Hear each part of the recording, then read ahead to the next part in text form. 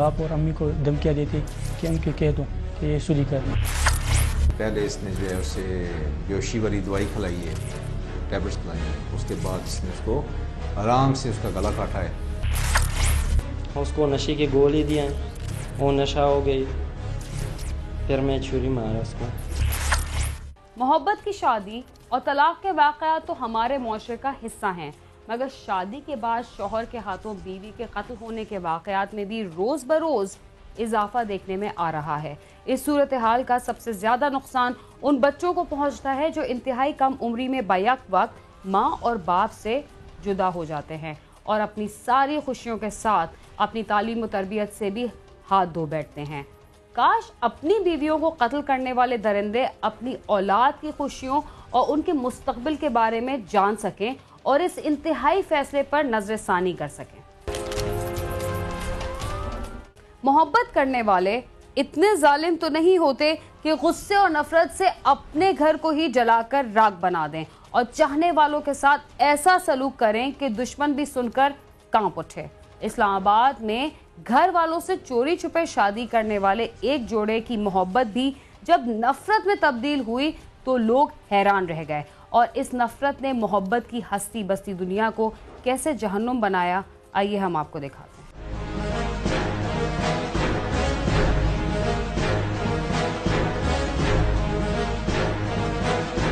प्यार नफरत में बदल जाए, मोहब्बत सांप की फंकार बन जाए, साजन कातिल बन जाए। जी हाँ, ये कोई देवमालाई कहानी नहीं बल्कि रावलपिंडी में होने वाली एक होलनाक वारदात की दास्तान है। सिर्फ 3 साल कबल होने वाली मोहब्बत की शादी का अंजाम इस कदर खौफनाक कि सुनकर रूह कांप जाए।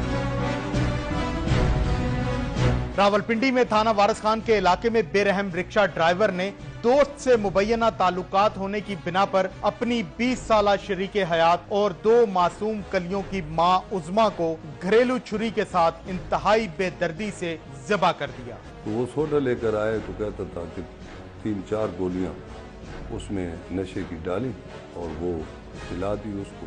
जब वो मुकम्मल बेहोश हो गई तो जो 2-2.5 साल की बच्ची है, तो एक 2 माह की बच्ची थी उसकी, तो 2-2.5 साल की बच्ची को उसने रिक्शा में नीचे गली में बिठा दिया। ऊपर आया और उसने छुरी से पहले पेट पे वार किया, फिर गर्दन पे वार किया। बेरहम कातिल ने एक तीर से 2 शिकार करने का मंसूबा बनाया, यानी अपनी बीवी के कत्ल में उसका कारोबारी दोस्त फंस जाए और वो खुद साफ बच जाए। लेकिन नतीजा बिल्कुल मुख्तलिफ निकला। 9 बजे फिर उसने फोन किया है वसीम अपने दोस्त को कि आप घर जाएं और कोई रोटी जाके पहुंचा दें ताकि घर में रोटी नहीं है। तो इसने कहा मैं जाता हूँ। इसी तरह 9-10 का टाइम हो गया, 10:30 का। ये गया रोटी लेकर वसीम, तो इसने जब देखा है ऊपर तो वो खून में लथपथ पड़ी थी।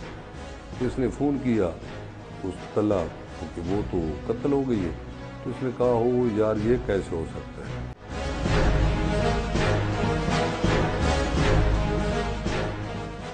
जब वो अपनी बीवी को कत्ल कर रहा था उस वक्त घर में और कौन मौजूद था? क्या किसी ने उसे ये जुल्म करते हुए देखा था?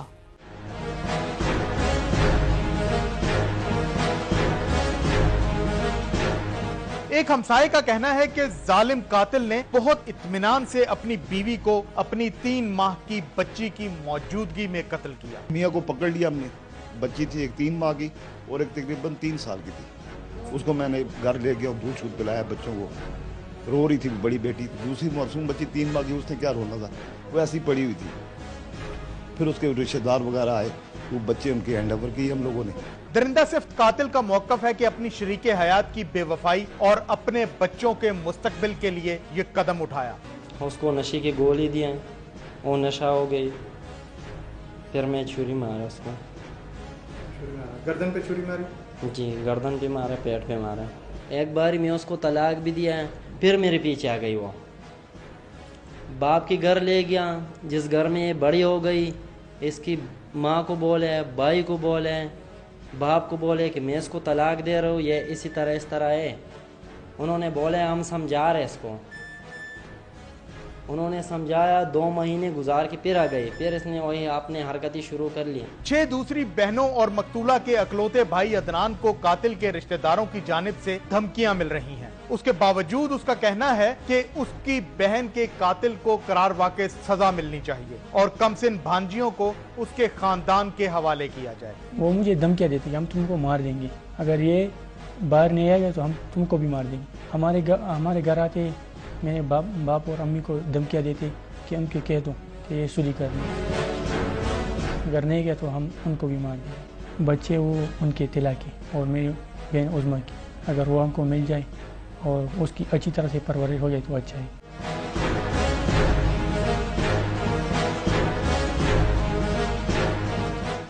कातिल के बारे में पुलिस का क्या कहना है? क्या उसे सजा मिलेगी या तमाम तर जुल्म के बावजूद वो रिहा हो जाएगा?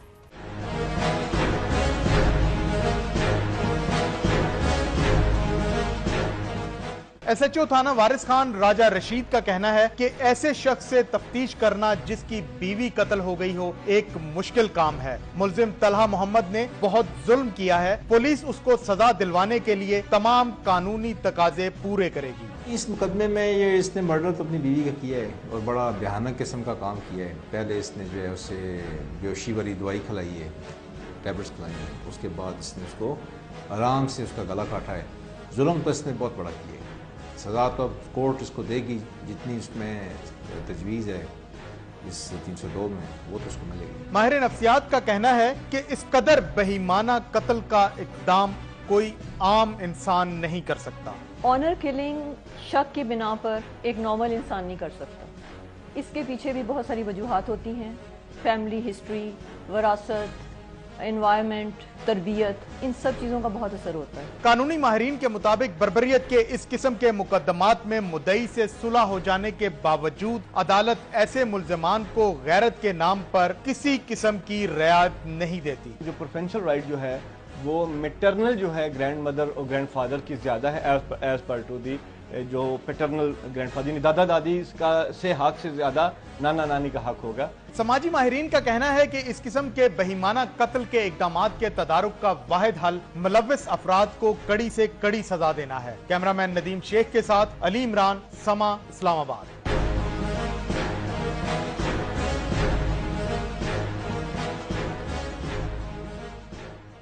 ख़वातीन पर तशद्दुद के सिलसिले में रोज़ाना कोई ना कोई वाक़या हमारे सामने पेश आता है। इसके बावजूद हमारे मुआशरे से इस लानत को ख़त्म करने के लिए हुकूमत संजीदा दिखाई नहीं देती। क्राइम सीन में वक्त हुआ एक मुख्तसर से वक्फे का, आप समा के साथ ही रहिए।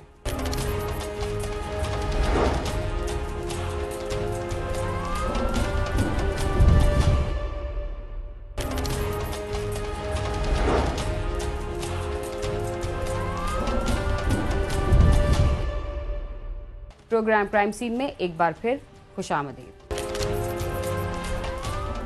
हमारे मुआशरे में ऐसे वाक़यात सामने आ रहे हैं जिन्हें देखकर इंतहाई करीबी रिश्तों पर भी एतमाद खत्म होता जा रहा है। इनमें से ज्यादातर वाक़यात की कोई ठोस वजह नहीं होती, बल्कि उनके पीछे सिर्फ शक ही पाया जाता है। मंडी बहाउद्दीन में भी शक की वजह से हंसता बसता घराना बर्बाद हो गया। ये घर कैसे तबाह हुआ, हमें बता रहे हैं आमिर शहजाद।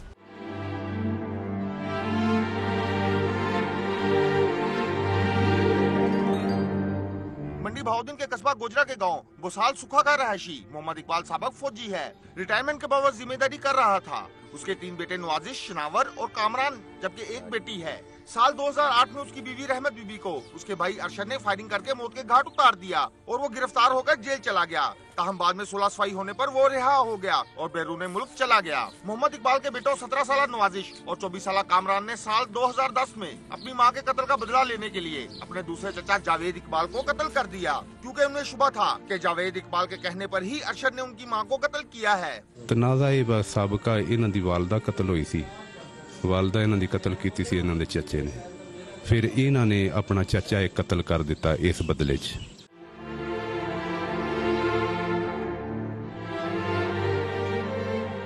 मोहम्मद इकबाल की बीवी कत्ल हो गई। बेटों ने बदला लेने के लिए चचा को कत्ल कर दिया और जेल चले गए, मगर कत्लो गारत का ये सिलसिला बंद ना हुआ। आइए देखते हैं कि मजीद कितने अफराद को मौत की आगोश में जाना पड़ा।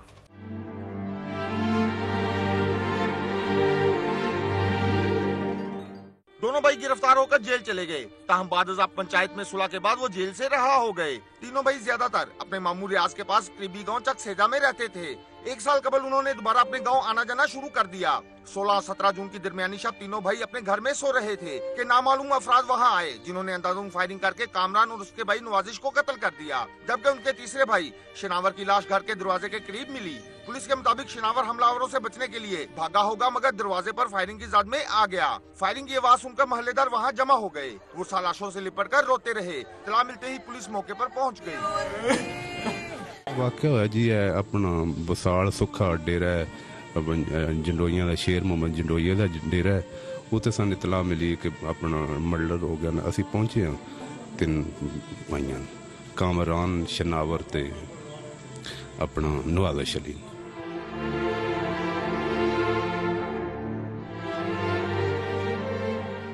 तीनों भाई कत्ल हो गए, मगर कातिल कौन थे ये कोई नहीं जानता था। लेकिन जब कातिल सामने आया तो हर कोई हैरान और परेशान हो गया। आइए देखते हैं।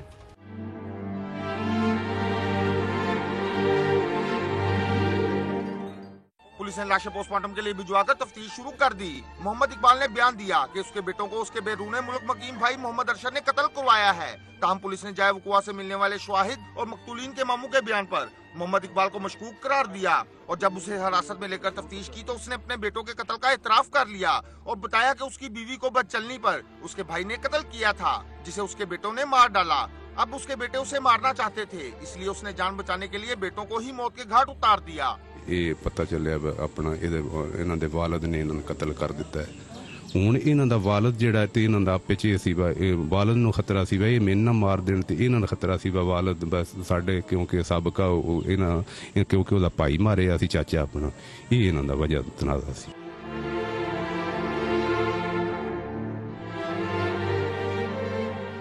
मुलजिम पहले तो अपने जुर्म से इनकार करता रहा, मगर फिर उसने इकरार कर लिया। उसका क्या कहना है, आइए जानते हैं।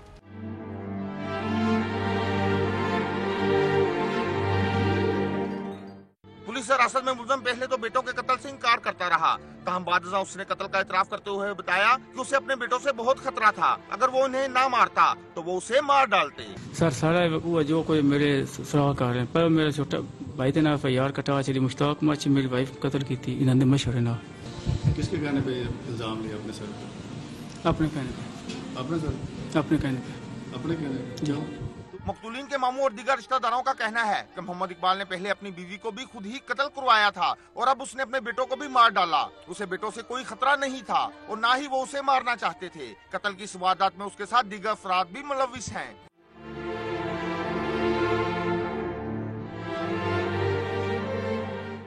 मुलजिम अपने मकतूल भाई की बेवा से शादी करना चाहता था, बेटे रुकावट थे, इसलिए कत्ल किया। ये कहना है मुकदमे के मुद्दई का। उसका मजीद क्या कहना है, आइए जानते हैं।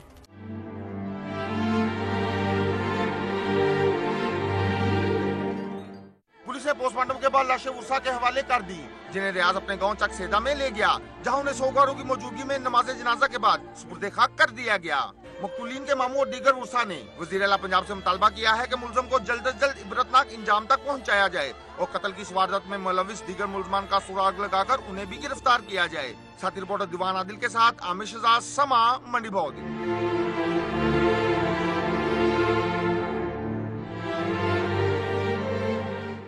देही इलाकों में खानदानी दुश्मनी नस्ल दर नस्ल चलती है और इसमें कई अफराद अपनी जान से चले जाते हैं। इसके बावजूद ये दुश्मनी ख़त्म नहीं होती। इसके साथ ही क्राइम सीन अपने इख्तिताम को पहुंचता है। अगर आप हमसे रब्ता करना चाहते हैं तो हमारा पता है cs@sama.tv। इसके अलावा आप फेसबुक और ट्विटर पर भी हमसे रब्ता कर सकते हैं। बीना खान और क्राइम सीन की टीम को इजाज़त दीजिए और देखते रहिए समा।